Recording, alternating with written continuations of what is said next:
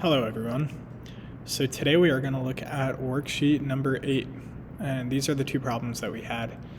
And these are a bit tricky, so we're going to go step by step here and sort of walk through how to approach problems like these, which are definitely multi-step problems and not so easy, but these are the types of problems that are definitely really good to practice before the exam, and I know that's our next class. So I'll jump right in. The first one says, prove by contradiction that there are no integers x and y such that x is greater than 0 and y is greater than 0. Let me just check. Yeah, where x squared, it says x squared minus y squared, so I miscopied that.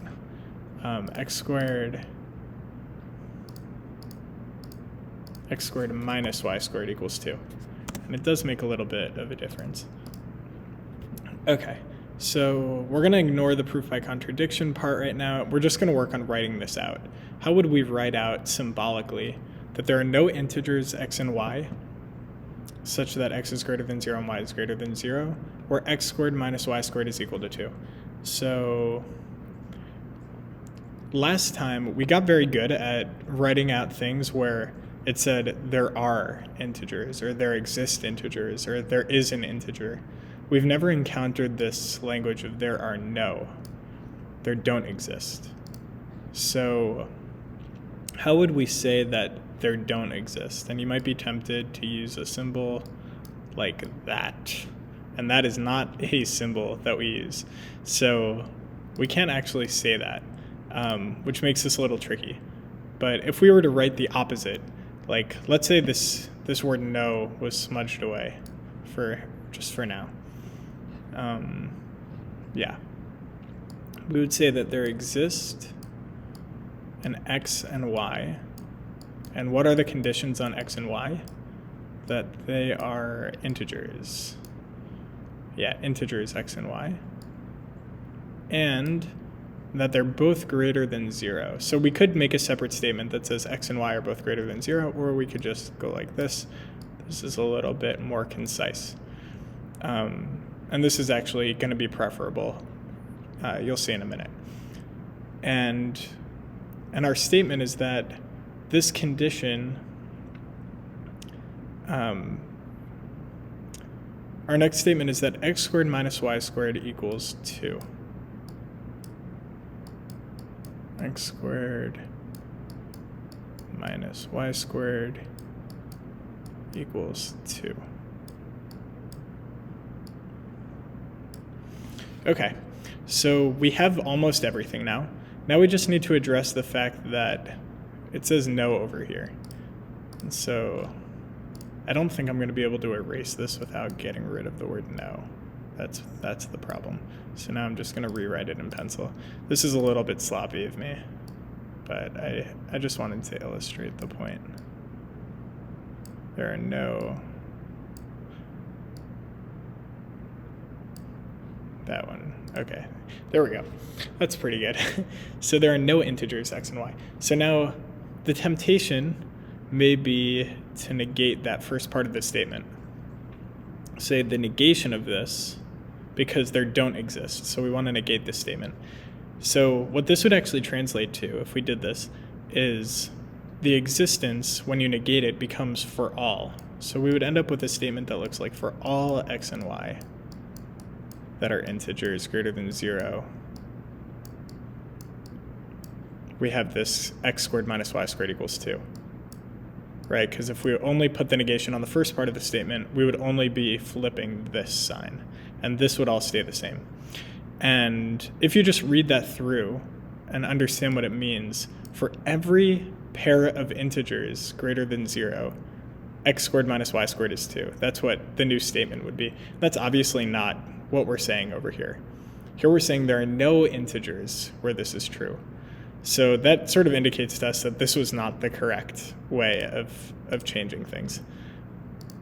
Because I totally understand why that might be your first instinct, would be just to negate the first part of the statement. But now let's imagine that instead we negated the entire statement. So we're going to put this all in brackets, and we're going to negate everything. And let's see what it says then. Now we're going to translate, and we have for all, and hopefully negations are getting easier for you guys. For all x and y in z greater than 0. And remember, we're never changing the universe that variables belong to when we're negating. For all x and y, x squared minus y squared is not equal to 2. And we want this statement to be equivalent to this statement in English over here. So here we're saying for all x and y in z greater than 0, so any pair of positive integers that you could come up with, you're never going to find a pair such that x squared minus y squared is 2, right? Any pair will not equal 2. So here, this English says, prove that I'm going to get rid of the by contradiction. What we're trying to prove is that there are no integers x and y such that x squared minus y squared is 2. So these statements are equivalent, which means we got it right. This is what we wanted. And now we need to prove that this is true using a proof by contradiction. And a way of doing this more easily is by writing the statement in P implies Q. It's easy to contradict statements that are in that form because, well, you'll see, but we're going to keep the P the same, and the Q is going to be the thing that changes.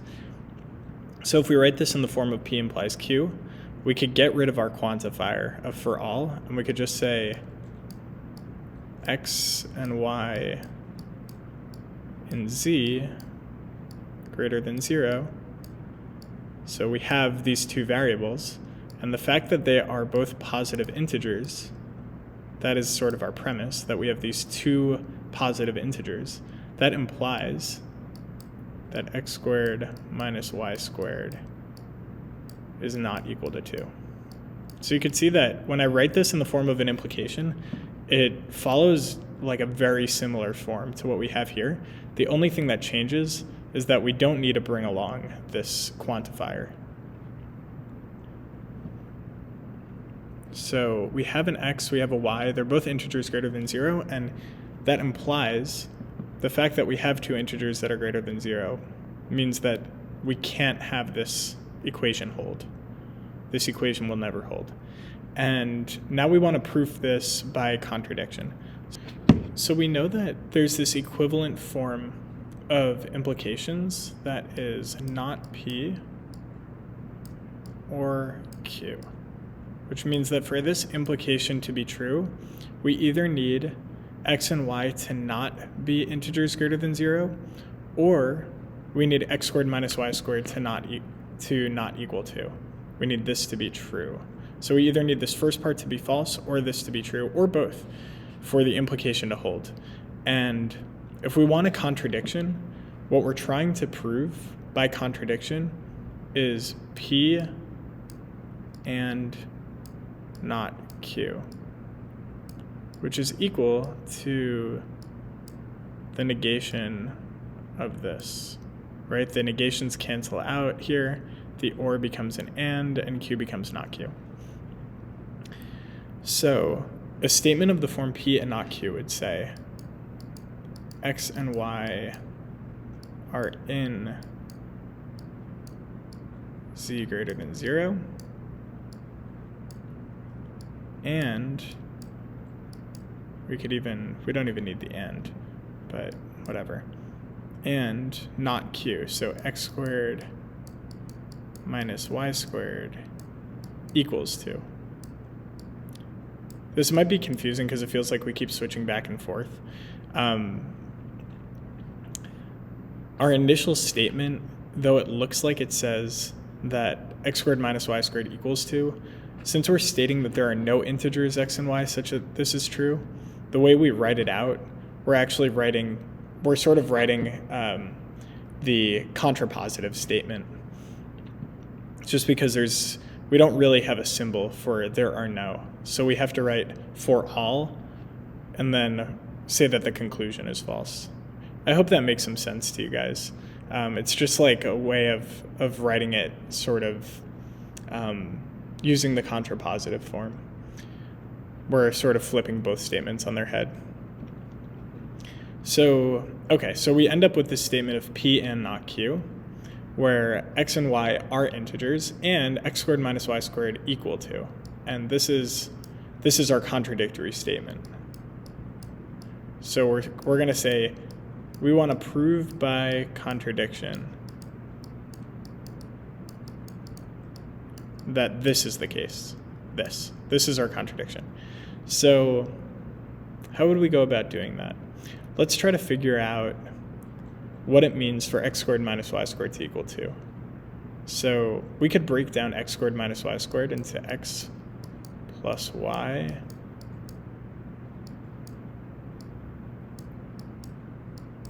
times x minus y, and that equals 2. And we could recognize that since x and y are both integers, we have an integer times an integer equals 2. So there's only so many possibilities for what these integers could be. What integers multiply to make 2? We have a bunch of pairs. So we have 1 and 2, 2 and 1, -1 and -2, and -2 and -1. Those are all the possibilities that would make these equal 2. And we might also take notice that x and y are both positive. So x plus y has to always be positive. So that could get rid of these last two examples. We could actually eliminate those before even plugging in values. We could just get rid of them out of hand. Okay, cool. So now we basically just end up with these two cases to entertain. So let's try the first one. Let's say that x plus y is 1 and x minus y is 2. That would mean, so x plus y is 1, x minus y is 2. If we subtract this, let's actually add them together. Let's add x plus y plus x minus y. So we have x plus y plus x minus y. So that equals 2x. And since we plugged in, we said x plus y is equal to 1 and x minus y is equal to 2. And algebraically here the y's will cancel out and the x's add together to make 2x. We have 2x equals 3 and x equals 3 over 2. But that's a problem because we said that x has to be an integer. So therefore this case of 1 and 2 being the values that multiply together to make 2 doesn't work because it doesn't hold. It doesn't hold that first we're trying to make this work, but then if we see that it runs into a contradiction with this original statement, then that's what our contradiction is. So here we've given an example where this part holds, but this part no longer holds. And now we're just going to try our one last example where x plus y is 2 and x minus y is 1. And here we could also add them together and get 2x equals 3. Is it 2x equals 3? Yeah, 2 plus 1. I think you get the same exact thing here if you plug it in. So you'll get like x plus y plus x minus y, 2x equals 2 plus 1, and you have the same issue. And you could solve for y instead if you want. You're going to run into the same thing where all the cases where x squared minus y squared equals 2, you're going to have some issue where either x or y or both of them are not integers. So therefore we have a contradiction, and that proves the statement that there are no integers x and y where this holds. And that's enough of a proof. In terms of actually writing out everything, just because I'm working with this whiteboard, I'm sort of talking through it, but I'm not writing everything down.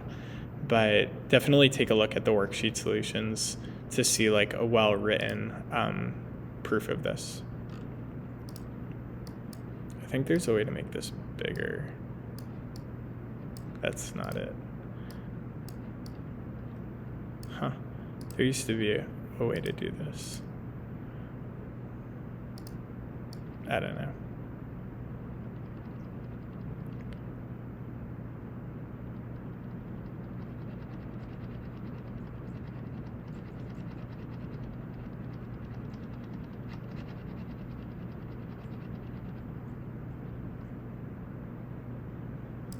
All right.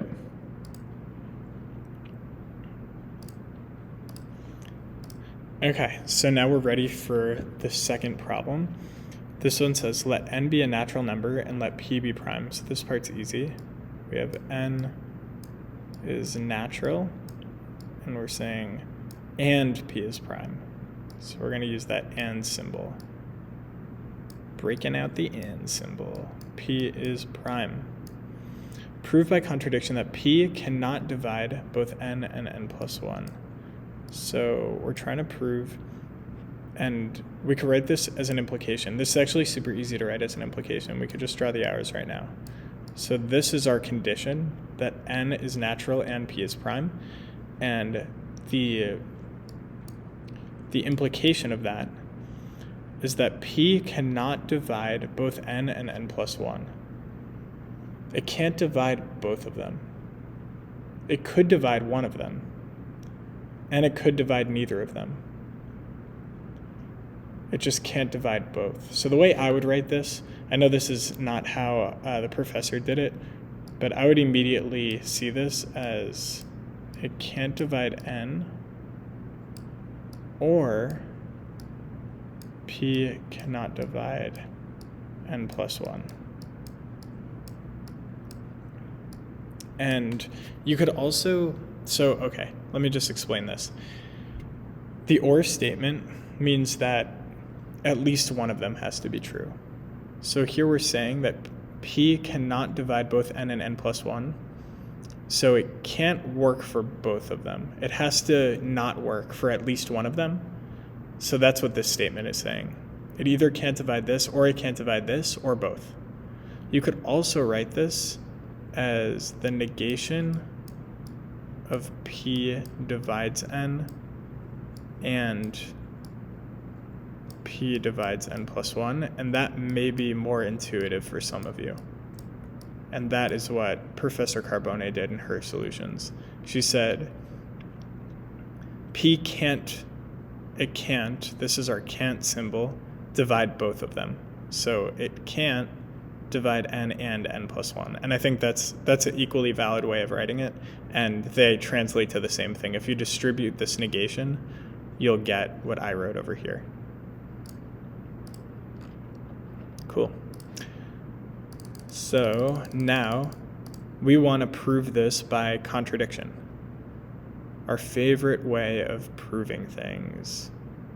Okay, so we have this in P implies Q, and we know that P implies Q has this equivalent form of not P or Q, which means that the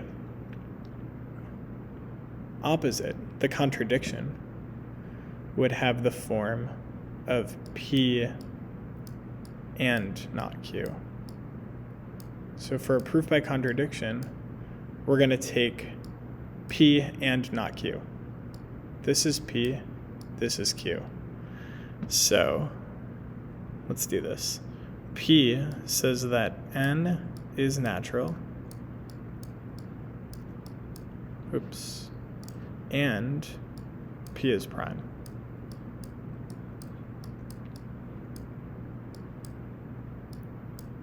That's P. And not Q. Not Q means we're going to take the negation of all of this. That means P divides n, and P divides n plus 1. And just like last time, we're going to focus more on the second part of the statement, because that's where our computations are going to happen. So let's start translating this into some equations.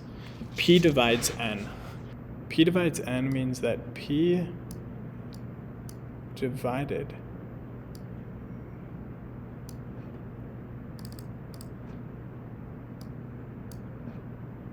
P divides n means that n divided by P equals some number L, where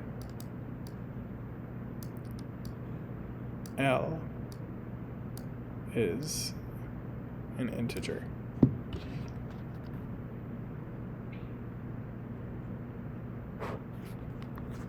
So for example, let's say n is 6. P could be 6 or 2 or 3. It has to be some factor of 6. So that when you do 6 divided by that number, you get an integer. And actually, it'd be more correct to say that you get a natural number. Because I don't think we consider -3 to be a factor of 6, which would give you a negative integer solution. So n divided by p equals L, which means that n equals PL. Great. Now, what does it mean for p to divide n plus 1? Similar story here. Now we have n plus 1. I'm going to skip a step. Equals, let's say, PQ, where Q is a natural number.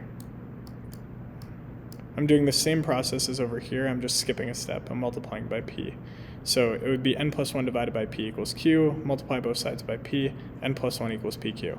And now we could actually connect these two things. So we have n over here and n plus 1 over here.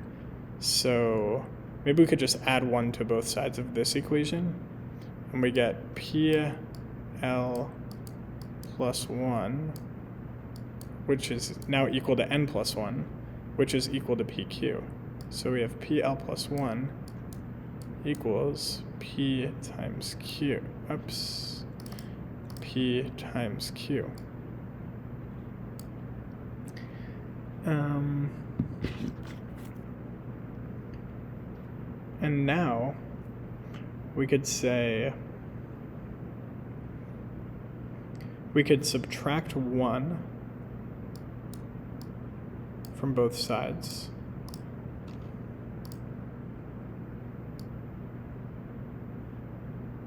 Get rid of that. And now we have PL equals PQ minus 1. And then subtract PQ from both sides. We end up with PL minus PQ. Oops, this is a mess. Equals -1. And then we could subdivide that into P times L minus Q.